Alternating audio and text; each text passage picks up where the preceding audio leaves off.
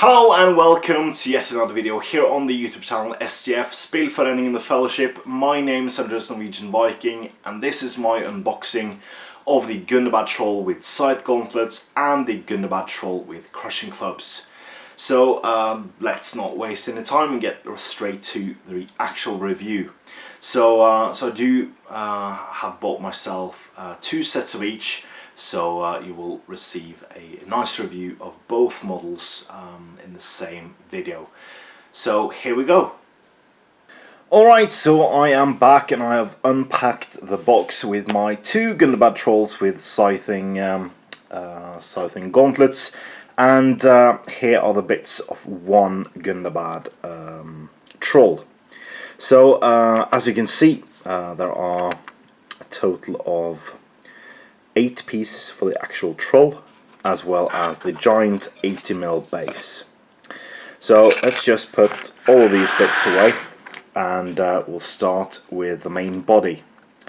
So I can already see that this is somewhat a nice improvement over the ogres. I felt that the ogres had somewhat of an undercut problem. Not so much with this model. There are some mold lines, some distinct mold line, especially on the leg down there, but nothing too serious. You will have to expect some mold lines on resin models, and also some flow vents and some flash on the legs there, but nothing major and nothing that cannot be fixed. So with detail concerned, I can see that detail is of high quality.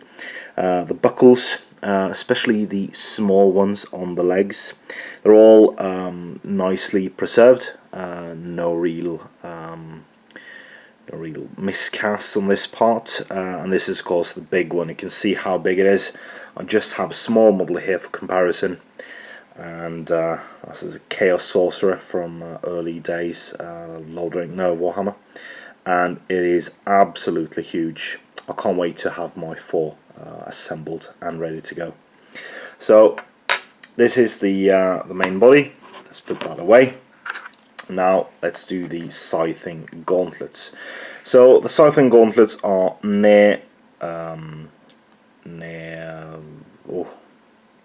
what's it called? Identical, near identical. It is just the long bit on the actual greave there is opposite. So they should be exactly the same, just polar opposites basically. And again, smooth lines, no real faults on these guys. Nothing major. They're a bit oily, so a lot of release agent has been used. So when assembling forged models, please make sure you wash it thoroughly with lukewarm soapy water and maybe an old toothbrush or something. That should clear out any residue there is. And yeah, so again, beautiful parts and components of the model. So we have the 2 arms. So the first one, you can of course see where the actual gauntlet goes on this one. So extremely nice detail on the fingers. You can see the fingernails completely. Again, buckles are well done as well. And most of this will be underneath both the gauntlets and underneath the actual arm. So it will actually not be shown on the model when assembling it. I know there's huge pieces of flash on this, but then again, gives you the impression that you will not see majority of the arm. So do with that as you will. I mostly like to paint my models completely with everything as good painted as the main parts. So most probably assemble the model without the gauntlets and then add the gauntlets afterwards. So the other arm is the stretched out arm, and same again with this one. really nice quality. A bit oily again from the release agent, but you can really see the detail on it. Don't know if that comes off on the camera quality, but there is texture on the skin. There's texture on the whole skin of the troll. Very, very fine detail on that. So you can see that the sculptor has paid some extra fine attention to this lovely sculpt. You have a leg. So of course the main body only comes with a one leg attached. Possibly some casting stuff included on that. So this one is striding forwards, and again, toes is nicely done. So there are some mold lines on this, but then again, we were spoiled with the Iron Hills set, so and that had virtually no mold lines at all. Coming into the last bit, you can see here the face. I've partially assembled it, but you have to do that yourself and without the big bits on it. So this one fits over the head and gives you the extreme detail of the tongue, as well as, what's that called in English? The thing hanging down from your mouth. In Norwegian we call it drøvel. But yeah, so when this goes over here, you have the detail inside the mouth in addition to the teeth in front. On normal models of a smaller size, and even monster sculpts back in the day, you would never get this kind of detail. So that's an impressive feat of sculpting right there, or actually casting, to get this detail on. You can see the tiny ears on it. Really tiny ears on it, but still nicely detailed. And yeah, so there's a minor filling to be done on the head, and of course this is the bare head that comes with the Scything gauntlets. Alright, so this is Gundabad Troll with Scything gauntlets. But since I don't want to make a separate video just for the extra bits that comes with the crushing club set, I will do my review of the extra parts that comes with that kit now. So again, this is my two kits in one box, because I had to really save space in my luggage when coming home from Stockport. And again, sorry for taking so long publishing this. I have been quite busy during the Easter holiday and after. So, oh, sorry. So the body is the same, the feet are the same, bases are the same. So what do we have that is different? We have the arms and the head. So all these things should be the difference makers in this. So I think that's all the extra bits.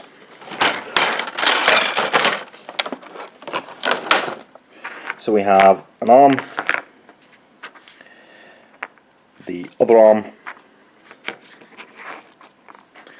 we have the head, the actual hand, and the club itself. So the club is always a good way to start. So I reckon this is a nice piece of weaponry. It looks like a tree root, just dragged out of the soil. Huge spikes just knocked into it. The fingernails are nicely done, and there's a nice texture on the actual wood itself. So does look to be a bit of cleaning to be done as well on this, and some very minute air pockets just underneath the arm there, but otherwise it is the quality you'd expect from Forge World. Really nice. Oh, dropped base. This is one of the arms with the armor plates, and again, really nice texture on the actual arm. Buckles are nice. and some, yeah, that could prove a problem. There are some mold lines just here. I think you can see it from the camera. There are some slightly major mold lines, and it is just above the rivets. So if you want to get this nice and smooth, you may want to just sand it all down and then add your own rivets afterwards, because this could be, if you don't want to green stuff it up but otherwise sand it down, that could prove a bit difficult to get beautiful after the fact. On the other side, no real mold lines there. Some pieces of flash and some vents, but yeah. Let's see. The other arm has managed to come out with a mold line on its elbow there. You can probably see it, and that shouldn't be too difficult to remove.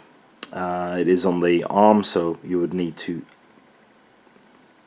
slightly add the texture again after you sand it down. And do wear protective headgear, or protective headgear, not wear a helmet like this one, but rather have a breathing mask when you sand resin, because the dust can be harmful. So this is of course the helmet. So the real difference between the two trolls is of course the weaponry as well as the heads. That's why I have two of each, so I can basically do a head swap and move the arms around a bit, so I can get the difference in the sculpts there. So I will probably have the heads and the actual arm positions on the original poses, and then do a slight like arm movement thing and swap the heads around, because it's the exact same kit. Alright, but it does look good, the helmet. And of course, lastly and least, it is the actual hand. Three-fingered, or well, four-fingered with thumb. Some nice movement in it, still textured to skin, and nice fingernails on it. So yeah, all in all, I will say this is a very nice kit. I think the size of it and the quality of it does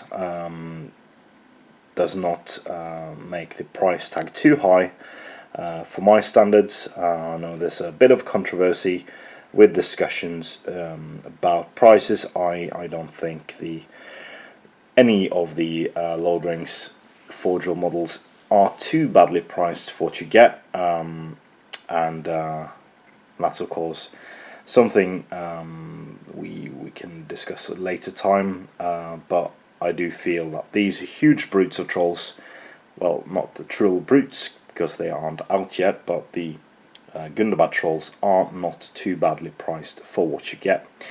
So yeah, again, thanks to Dan Entwistle for getting this shipment to Stockport from Manchester, from Nottingham, sorry, for the event, Desolation Stockport, and getting these into my hands.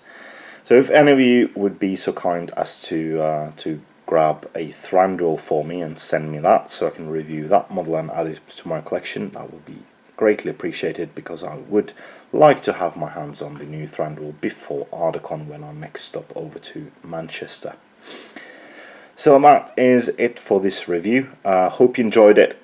Please check out our Patreon in the link below.